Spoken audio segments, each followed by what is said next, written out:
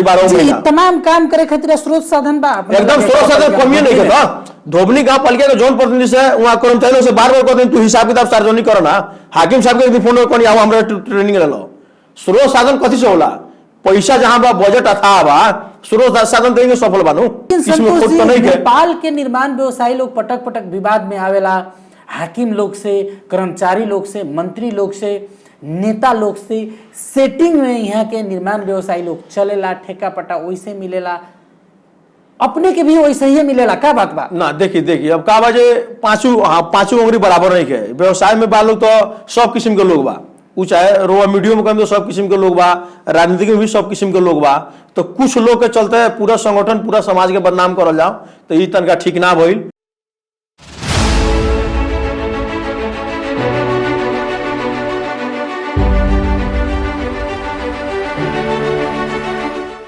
नमस्कार और प्रणाम।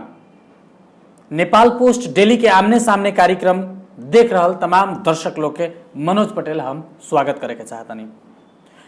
चुनाव के दिन नजदीक आ रहा बा और चुनावी सरगर्मी मधेश के पर्सा जिला सहित हर स्थानीय निकाय सब में चुनावी सरगर्मी बढ़ गई बा और चुनावी सरगर्मी के विषय पर विभिन्न उम्मीदवार सबसे हमने चर्चा करते आ रहा बानी उ लोग के एजेंडा के विषय में उ लोग के मैनिफेस्टो में का लेके आ रहा बानी तमाम विषय वस्तु पर छलफल कर रहा बानी।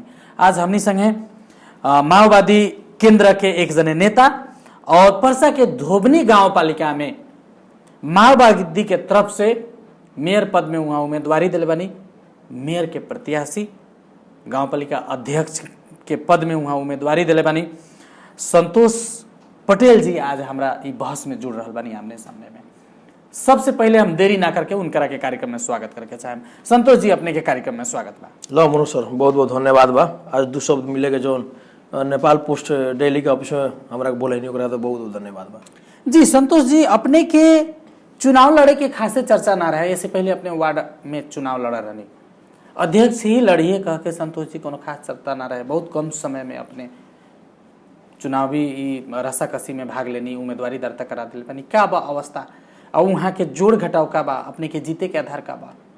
देखिए जीते के आधार से भी क्या बा राजनीतिक एगो सेवा हो और राजनीति के सेवा के रूप में परिणत करे खातिर उम्मीदवारी हम देनी उम्मीदवारी देवे के कारण का हो गई कि जनता के विभिन्न किस्म के जो अपन मिले वाला उपलब्धि सेवा सुविधा बा पालिका से नहीं पुगे सकत हमनी एगो बिना पद में रह के भी लोग हमनी से आशा रखता और वो आशा लेके आवता हमनी के लगे तो मन में कहीं ना कहीं तकलीफ होला तनका जी जी तो जनता के जौन आशा भरोसा बा वो आशा भरोसा के हिसाब से हमनी कहनी से जे जौन दोसर लोग लेके भ्रष्टाचार लोग शासन कर रहा बा जमींदार लोग शासन कर रहा बा तो उसे निमन जनता में उतरी अगर जनता माइने देता हमरा के चौकीदार बनावता जिम्मेवारी देता तो राजनीतिक के मतलब सिखावे के एगो उदाहरण बनावे खातिर जी जी हम उम्मीदवारी देनी और एक सेवा के हिसाब से प्रस्तुत करे खातिर हम उम्मीदवारी देके आगे बढ़ल बनी ली जी। लेकिन संतोष जी ये अपने बात जौन कहनी है इससे पहले अपने हम अपने के वार्ड अध्यक्ष में भी अपने चुनाव लड़ा रही उ विषय में भी हम छलफल करें। इससे पहले हम अपने के पूछे के चाहता नहीं कि सेवा करे खातिर जनता के दुख सुख में काम करे खातिर स्थानीय सरकार के प्रमुख बनल जरूरी बा बाहर रह के भी काम हो सकता का अवस्था बा ना देखिए बाहर रह के काम कर सकल जाता तो हम कइले बानी जी जी रोआ के प्रमाणित देता हम बाहर रह के बहुत सारा काम कइले बानी लेकिन बहुत कुछ काम करे खातिर जगह पर जाए के पड़ी रहुआ सेवा जौन जितना रुआ इच्छा मन बा उतना नहीं कर सकत बाहर से लेकिन उस जगह पर जाए तो जगह पर जाके जनता के जितना किस्म के सेवा सुविधा बा उ जगह पर रह के करे में अलग से रह के करे में बहुत अंतर होला वही जगह पर यानी कि अपने के कहे के मतलब नीति निर्माण लेवल में पहुंचल जरूरी बा एकदम जौन काम बा जनता के उ करे खातिर एकदम जरूरी बा।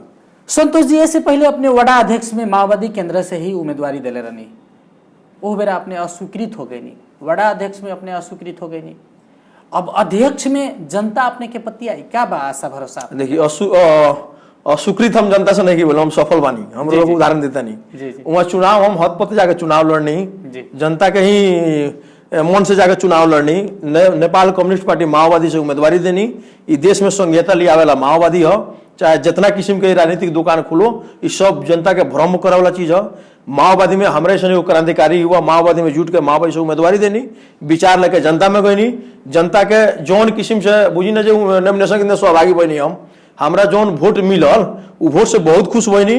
ओकरा बाद में अपन नीति नियम विचार सहयोग से जनता में उतरनी। वहाँ के निर्वाचित वार्डाध्यक्ष आके हमरा से अबीर लगा के हमरा माओवादी में प्रवेश करलन, तो हम तो सफल बनी नु।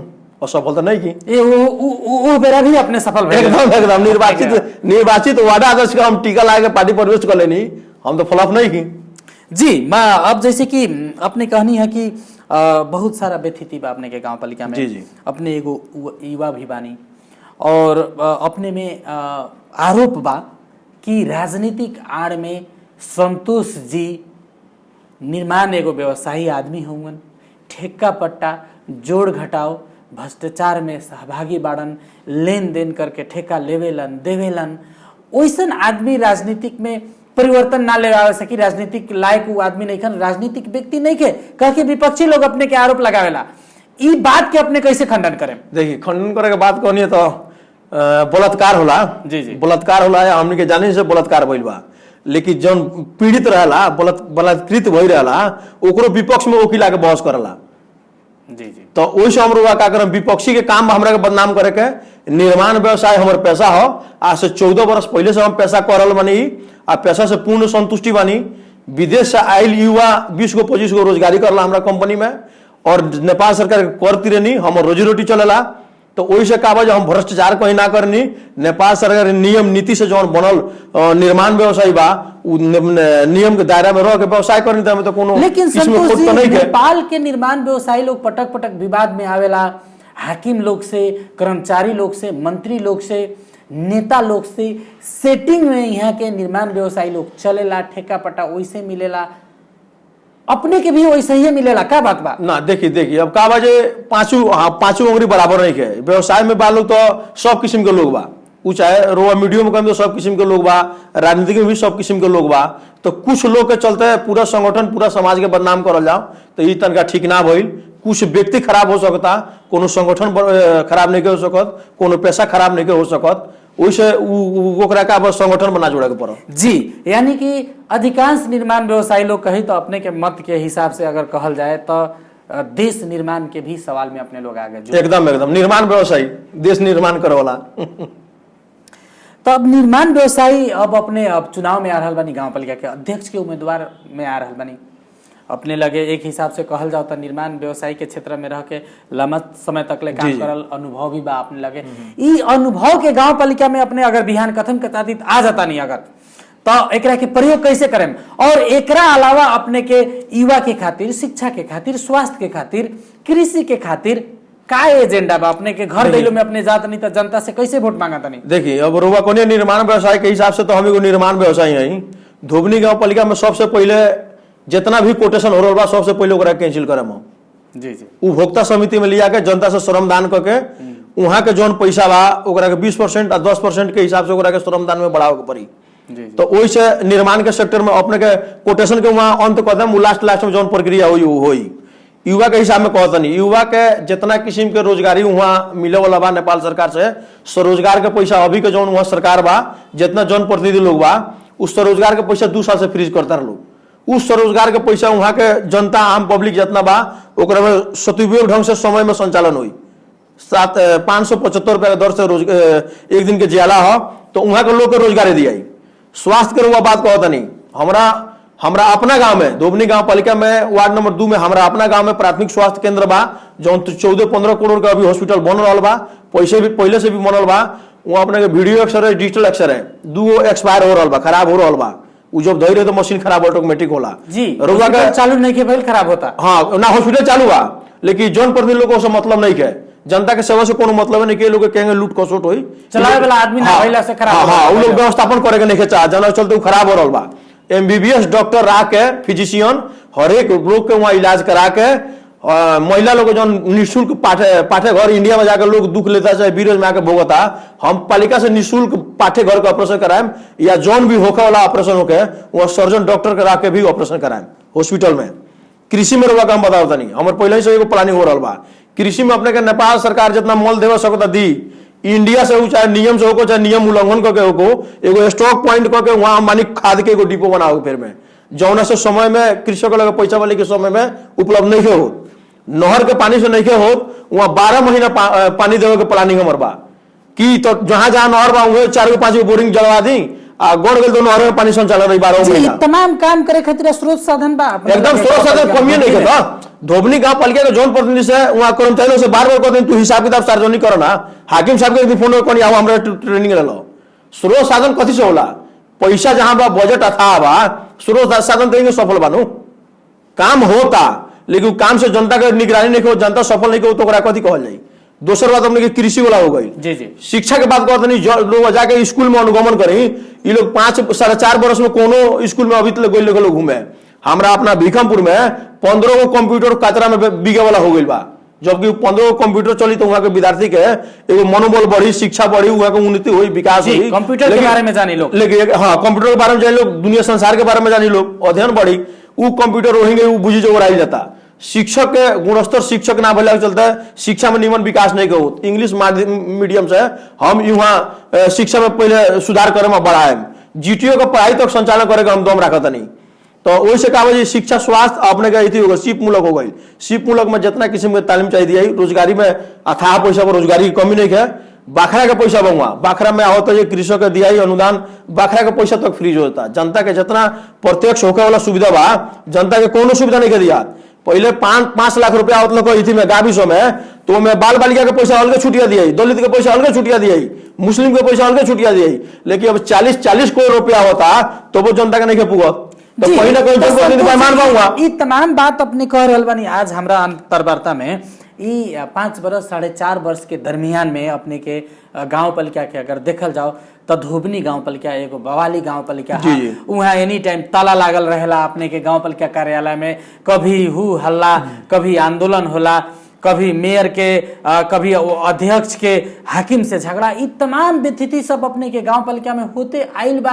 ये सब हमने देखले बानी पढ़ले बानी हमने समाचार लिखले बानी लेकिन विपक्षी लोग कहाँ रहे अपने लोग ये सारा चीज करवावा तो नहीं कह के उ लोग के आरोप बा और विपक्षी लोग की भूमिका क्या रहे जब इतना चीज होत रहे तो 4.5 वर्ष अपने लोग कहाँ रहनी कहाँ विरोध कहीं अपने लोग कहाँ कोनो कुछ मीडिया में पर्दाफाश करी सब चीज अपने निमन बात करनी हर विरोध होता तो विरोध के करता हम विरोध कराते नहीं हुआ हम विपक्षी तो विरोध कराते विरोध ही ना हर सार्वजनिक करनी विरोध होते आवता अपने के स्टूडियो साहब के जानकारी करते आवता नहीं सो अख्तियार में मंत्रालय में करते आवता नहीं सो लेकिन यहाँ के नेपाल के जो कहें जो सिस्टम बा ये कहीं ना कहीं सारा कहीं ना कहीं सेट बा अब कथी करो जा कोई कपार फोड़ दिया हो कोई के मुड़ी फोड़ दिया हो विरोध हो विरोध एगो हनु अधिकार के एगो खोजे खातिर विरोध निवेदन दिया था हिसाब किताब लेकिन रचनात्मक हिसाब से विरोध कर सकत रहनी अपने ना कौन अब कौन विरोध का कथी प्रक्रिया बा वहां जाके विरोध होता तालाबंदी होता जुलूस नारा होता अब कथी विरोध करल जाओ अपने कहे नहीं कि वहां बहुत भ्रष्टाचार बा तो खाली बात से कह दिला से भ्रष्टाचार बा ओकर प्रमाण चाहिए जनता के बतावे के पड़ी कि हई किस्म से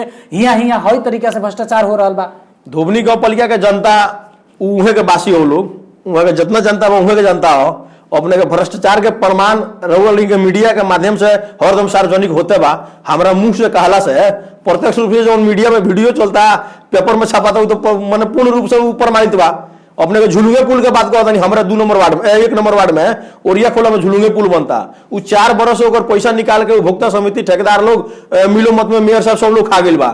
आज चुनाव के दिन में भी ये लोग के नियत में तनको अगर लाज रहित नू तो बनवा के जाइत लोग वोट मांगे लेकिन सफल लाज नाम के चीज नहीं है। तो ये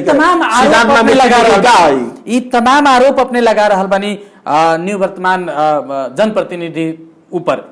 अंत में अब बताइए इस सारा बात बतियाइला के बाद में संतोष गौरव और संतोष पटेल अपने के कहीं अपने गौरव भी कहीं ने संतोष पटेल जी के तरफ से धोबनी गांव पालिका के गांववासी के मतदाता के युवा लोग के भाई बहन लोग के तमाम जे लोग बूढ़ पुरानिया बा उ लोग के का संदेश देवे के चाहे हमनी के ई आज के अंतर्वार्ता के माध्यम से। देखिए संदेश देवे के ये चाहे कि काले हम अपने के फेसबुक में सार्वजनिक नहीं 5 वर्ष के चुनाव होता 5 वर्ष में अपने के का बोलता 1800 कुछ दिन होला 1800 कुछ दिन के हमने के मध्य नजर आके ईमानदार बन के अपन अड़ाल लेके अपने के 14 दिन 15 दिन में करोड़ों रुपया लेके वहाँ जो पूंजीपति लोग बा जो जमींदार लोग बा शासन लोग बा पैसा लेके विभिन्न किस्म के प्रलोभन दिखा रहा बा तो वहाँ के जनता के हम यह कहे ई रउआ 15 दिन में अपने के 15 बरस के भविष्य जो सुनिश्चित करता नहीं ईमानदारी ढंग से, तो ये अपने के आवे वाला पुस्ता के 20 बरस के माने विकास से आगे बढ़ी। वही से कोई के ना धाक धमकी में पड़े के पड़ल, ना कोई के पैसा के लोभ में पड़े के पड़ल, ना कोई के दारू मासू के लोभ में पड़े के पड़ल। निष्पक्ष ढंग से अपन जगह बेटी के कन्यादान करतनी हुई मतदान करी, मतदान निष्पक्ष ढंग से करम। जब नीमन आदमी आई तो हर एक सेक्टर में फायदा हुई। हमनी के माओवादी से पलाने बोले में से घोषणा पत्र आज सार्वजनिक करते नहीं सन। धोबली गांव पालिका में सारा बुझीजे हम आसवारी गांव में हमारे वार्ड लाइन कट गए, वहाँ मेयर साहब के भाई जतना वोट मांगे, लेकिन वहाँ का लाइन जोड़वा के नहीं जात। लेकिन वहाँ से टीवी के नेपाल पोस्ट दिल्ली के माध्यम से हम सार्वजनिक करते नहीं कि धोबनी गांव पालिका में चुनाव जीतम सन तो सबसे पहले वहाँ पूरा गांव पालिका भर के विद्युत के पैसा माफ करके जिम्मा हम लेता नहीं। वो चाहे वहाँ के लोग हमारे ब्लैंक से चेक ले लो या चाहे कौन कापाली कागज करा लो। दोसर बात, वार्ड में जौन 5 बरस लोग लूट रहा बा जनता से 1500 तो सिफारिश करे, माओवादी वहां जीतत हा तो सारा वार्ड में सब सुविधा फ्री, कोनो चीज में पैसा ना लगी। जी बहुत बहुत धन्यवाद। ये जनता अपने के बात सुन रहा बा, अपने तमाम जो वादा सब कहनी है हमारे छल फल में आके आमने सामने के बहस में, ये सारा चीज जनता देख रहा बा। अगर अपने बिहान जनप्रतिनिधि हो के आओ नहीं तो फिर अपने से हम अंतर्वार्ता ऐसा लेहम और अपने के अग्रिम हमारा तरफ से हम शुभकामना भी कहें कि अपने के योजना में अपने सफल होगी। हमारा संग इतना व्यस्तता के बावजूद भी समय देनी है और हमारा बहस में सहभागी बहनी है। अपने के बहुत बहुत धन्यवाद संतोष जी। आज रोगो भी बहुत दिन से हमके समय मिलावत इतना व्यस्त समय में भी नेपाल पोस्ट दिल्ली में जो 200 रखे के हमारा अवसर मिल गया। मनोज सर लगाए तो हमने संतोष सर टेक्नीशियन साथ दे रहा बनी रोल के हमारा उसे हृदय से धन्यवाद देते हुए अगले समय में रोल के माया प्रेम बना रही कहते हुए हम बस अपन विदा लेते नहीं और यह 200 हम राखी। जी संतोष जी बहुत बहुत अपने के धन्यवाद और हमने के तमाम दर्शक लोग के भी धन्यवाद। ई हमनी के छल फल आमने सामने के बहस हमनी के YouTube channel Nepal post daily में आके अपने देख सकता नहीं और फेसबुक पर facebook.com/नेपाल पोस्ट डेली और गूगल में nepalpostdaily.com पर अपने आके ये वीडियो के देख सकता नहीं। हमनी के कार्यक्रम अभी तक ले देख के सुन के सहयोग करिए बहुत बहुत धन्यवाद और वीडियो बनावे में सहयोग करे वाला हमारे मित्र संतोष जी के भी बहुत बहुत धन्यवाद देत। मनोज पटेल हम आज्ञा चाहता नहीं, फिर बिहान ऐसे में छल फल के साथ में उपस्थित होके नमस्कार प्रणाम।